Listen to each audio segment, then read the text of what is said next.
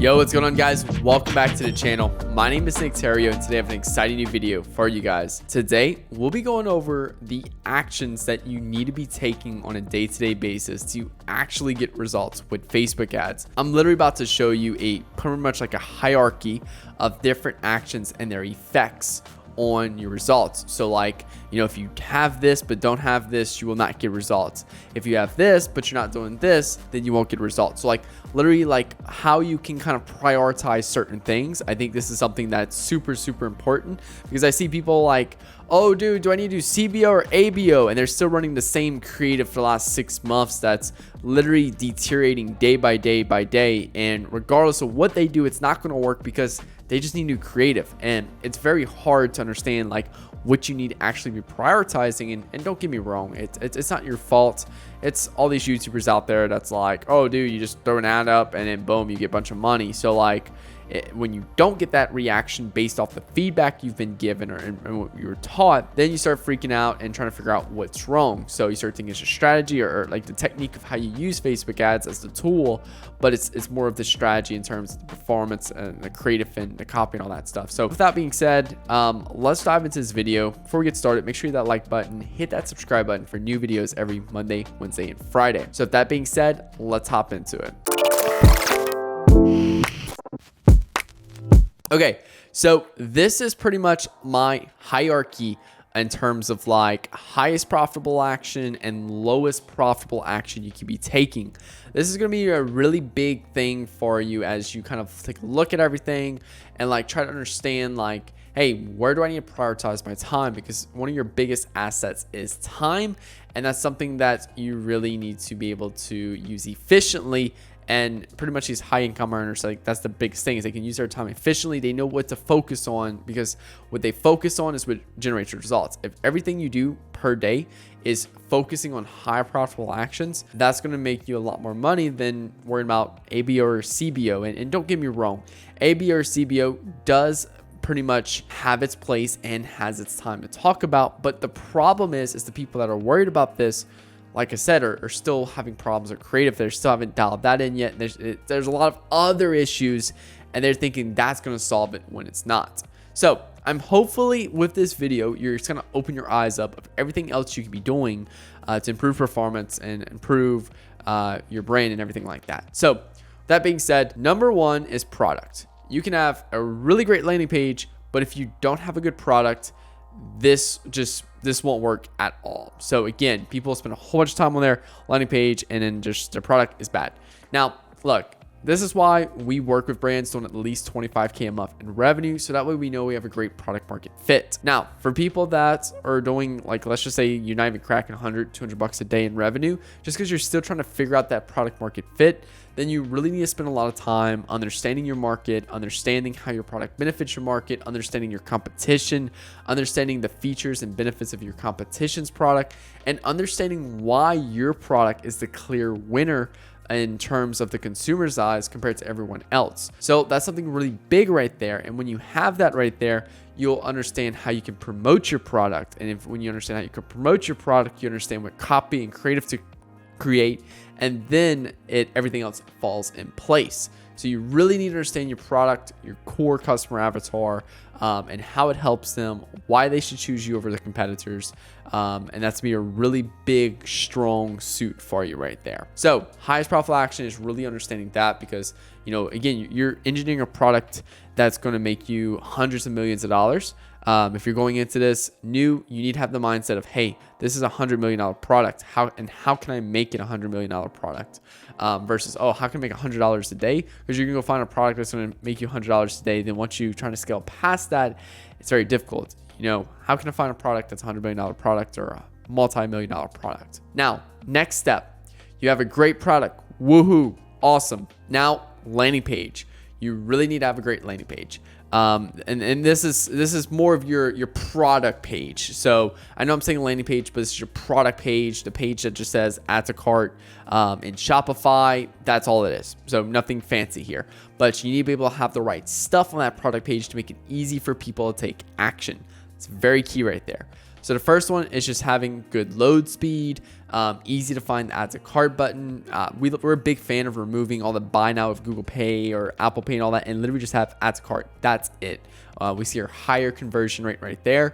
And then we just make sure it's a very strong contrast button.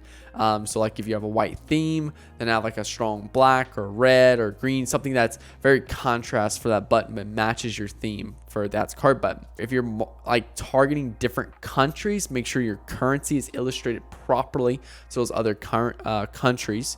All questions that your consumers frequently ask, list them on the page, provide answers, kind of like a fact section, really educate people on your product, some great product photography, great cinematography of like the product in action and use and stuff, demonstrating the product, some social proof if you have any accreditations, demoing the product, like really make sure that product page is very, essentially optimized, essentially, and gives the consumer everything they need to make a decision whether or not to purchase from you. So it's really big right there.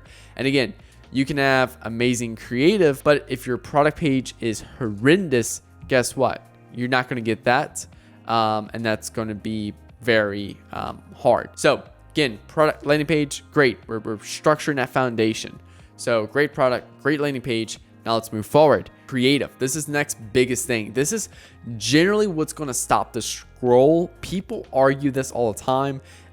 It's either headline on the ad itself or Facebook, or it's the first sentence, or it's a creative. For me personally, I'm leveraging more to the creative. That's what stops the scroll for me. And then I look at the body copy, then I look like the headline at the bottom of the ad. So for me, creative is everything. Now, for creative right there, the biggest thing is the 3-second intro and the thumbnail. Those are the two things that grab attention. And those are that's literally right there is like 80% of the performance, because if you can grab attention, then it's the next job of the storyline of that video to hold that attention and keep people interested to be able to take action on your product. So we've seen it before where we just swapped the intro out on a few different videos, created a few different intros, and had the same video with just a few different intros and seen clear night to day difference in the 3-second intro, to the thumbnail in terms of performance and stuff. So that's another huge thing right there. We've gone in an account before that was getting like a $60 cost per acquisition. We literally just the only thing we did in the account was take one of their best performing creatives, which was $6 acquisition, and we literally cut the video in half, removed the first half of the video because it was useless. It was just bleh. And then we basically used the second half of the video, tossed it in the ads manager, and went down to about $20 to $25 cost per acquisition. That is insane. We literally almost cut down their acquisition by 60 to 70% in their business, which is huge. Imagine becoming 60 to 70% more profitable in your business by simply swapping the intro on a creative. That's it. So that's really big right there.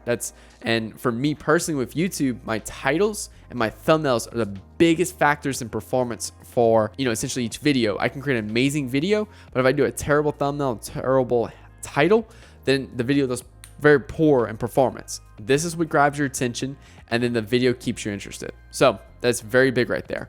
So before you start worrying about the call to action at the end, start worrying about your intro.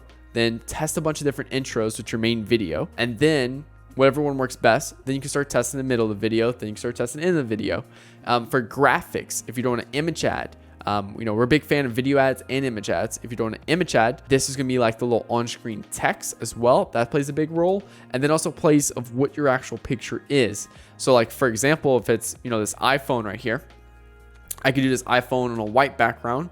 And then I can also test this iPhone in its professional use in this office right here. Me holding it, I can take a picture of like a model holding it. So that's to be a big thing right there as well. So those two key things right there is really big for image ads. And then video ads, different intros, different thumbnails for the video. Those hold really high up there, and then start worrying about the middle and the end of the video. So that's super, super big right there. Because again, if you have great creative, great landing page, great product, you're golden. But if you have really great ad copy and a terrible creative, you're going to still struggle. I mean, you still probably do some conversions, but you're going to struggle. Because ad copy, we've noticed lately, ad copy has been the biggest difference for people for a higher return on ad spend in the back end. So the creative does a lot of the work to get people to click and stuff. But the ad copy is also, we've seen, starting to see as more of it's getting less and less. Like, I'm not gonna lie, it's getting less and less important, but still it's very important, if that makes sense. It's important but not important. It's weird, okay? Because we've seen ads with really amazing creative, and we just start tossing some random ad copy on it, still holds the same performance as, you know, some of the ones with more thoughtful out of ad copy. So if you get anything right, then you really need to get that creative right, as that's going to hold a lot higher performance. Now, ad copy again. So ad copy, there's a few different things you got to control here. So first off, it's the angle. The angle plays a big fact. So there's a lot of different angles of which you could promote something. You know, this iPhone right here, one angle could be about how long the battery life is in this new 12 Plus. Another angle could be unlimited text and message on this iPhone 12. Another angle could be, you know, it's waterproof. And these different angles attract different types of people in the market. And when you attract these different types of people in the market, each have their certain level of performance. And that's a big thing right there. So just a general concept right there of the ad copy of the different angles. That's a big one right there. Keep coming up with new angles and keep testing new angles is very important. Again, if you want to know how to test creative and test ad copy in the most efficient way, then check out my YouTube video where it's like $24,000 in 7 days using a single budget, single CBO or simplified account structure. And I show you how to test creative. I show you how to test ad copy. It's very simple to do. It's very hard to create, but it's very simple to test efficiently in the ads manager through these particular things. Now, ad copy, again, angle is the number one. Then it's the first line. The very first line you see on a Facebook ad, that becomes the next second important thing that you have to really worry about. Then the headline below the ad, then the body copy. So like, for example, the body copy is everything after hitting see more. Everything below the you know, the, I guess you could say the, I forgot what, the scroll, essentially. So that's really important right there to understand. So now you understand, like, hey, if the whole ad copy ain't working, let's try a different angle. Okay, cool, the angle's working. Let's see if we can boost it up a little bit more by changing the first line, maybe some headline, body copy, yada, yada, yada, all that fun stuff. So if you have really great ad copy, but a shitty creative and a great landing page, great product, you're still not really going to grab that, get that return on ad spend. This is usually the people that have that like, hey, we're breaking even or a little bit better than break even, and I take a look at their ad account and their creative and their copy just sucks. It's just blah. And usually when we swap that out and change that, we see performance shoot up higher. So that's a big thing right there to really spend more time on. Now, lastly, here is the beloved ad account structure. This is, oh, should we do on ABO or CBO, bid cap versus lowest cost, yada, yada, yada. So there's a lot of people on this channel, I see the comments all the time, they're questioning these different performances of how to improve performance. Then we do a consulting call together, or we do a strategy call together, and we take a look at their account, and like the last 6 months, they have an updated creative copy, their landing page is blah, the product is good, but they're not promoting in the most efficient way. And then it's just like, oh, but ABO is going to be my dream, or CBO is going to make everything, all my pain go away. So this is also a reason why I do not like promoting these crazy case studies, because people think that it's because of the ad account structure. And trust me, I don't blame you at all, because I had the same level of thoughts about a year and a half ago when I was getting into all this. I was just like, oh, I just need a perfect ad account structure. Perfect ad account structure is all I need. That's all I need. And everyone was like, dude, you just need to test some creative. You need to test some copy. You need to test some landing page. You need to test product. I'm like, no. Ad account structure. And then I finally came to realization after multiple tests myself of what drove performance. And at the end of the day, it's creative, ad copy, landing page, and product. Those are the core components of a really great, business and be able to scale and all that fun stuff. So ad account structure comes last. Now, again, just because you're commenting ABO or CBO does not put you in the basket of, oh, this person, like, I shouldn't be commenting that, because there is a place and time to ask about that. If you're already doing all this amazingly and you're asking about ABO or CBO, cool, that is great. Like, there's nothing wrong with that. Kind of like confuse people. Like, I'm not saying it's a bad thing. Just don't be asking that when you have none of this in place right here. But if you have all this in place and you're asking about that, that's perfectly fine. So just to make sure that you're aware of that. If you're testing creative weekly, you're testing copy weekly, you're really looking at your landing page and figuring out the most optimal way to optimize it and everything. You're constantly evolving your product, and then you're asking about ABO or CBO. great. Like totally, we can have that conversation, but you need to make sure you have all this done because again, you're focusing on the low profitable action that's going to magically make these high profitable actions just go away if you can fix ad account structure. Like that's not realistic at all. That's wishful thinking essentially. So ad account structure though, that is something though you do need to touch on because I've seen quite a lot of people with terrible ad account structures. And we've seen improvements in ROAS up to 30 to 50% by fixing their ad account structure.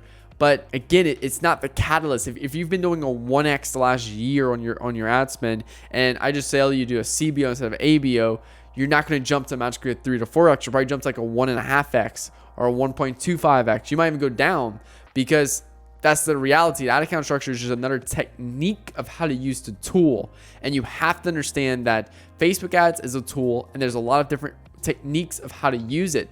There's no strategy on Facebook ads. There's strategy around performance marketing. And that's what I show you guys and educate you guys on this channel is performance marketing. And I try to show you the strategies in performance marketing and then the techniques. There's a variety of different techniques to use the tool, which is Facebook ads. So this is pretty much the hierarchy right here. And I really hope you guys have taken some level of value from this to basically kind of, hey, wait, whoa, Nick, I never even thought about that before. Or, nay, I've been struggling to figure out where to spend my time at, maybe what to prioritize. Maybe you get a lot of stuff on your plate and you need to make those priorities. And then this is like the biggest thing right here. Maybe you're questioning your mind. Do I need to put new creative in the account or do I need to test a CBO campaign or ABO campaign? Well, it's more like it's going to give you better performance if you spend time on that creative campaign and not really worry about that ABO or CBO. And then after we get that new creative in, it's starting to do really well. Then let's put around that ABO or CBO. So there's a thought process around that as well. So it's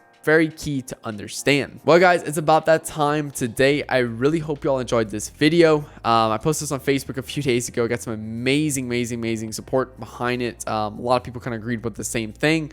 So I really hope sharing it with you guys as well can bring some really great impacts in your business. So if you're an e-com business owner, you're making at least 25K a month in revenue, and you would love to work with an agency that's doing that has scaled multiple brands to 6 and 7 figures, click the link below to book a call with me and my team. We'll hop on a call with you. We'll take a look at what you got going on. We'll take a look through your ad account and stuff. We'll put a strategy together for you that you can take action on, and you can either take it and run with it, or you have the option to work with us. It's completely up to you. Now, with that being said, if you like this video, hit that like button and hit that subscribe button for new videos every Monday, Wednesday, and Friday.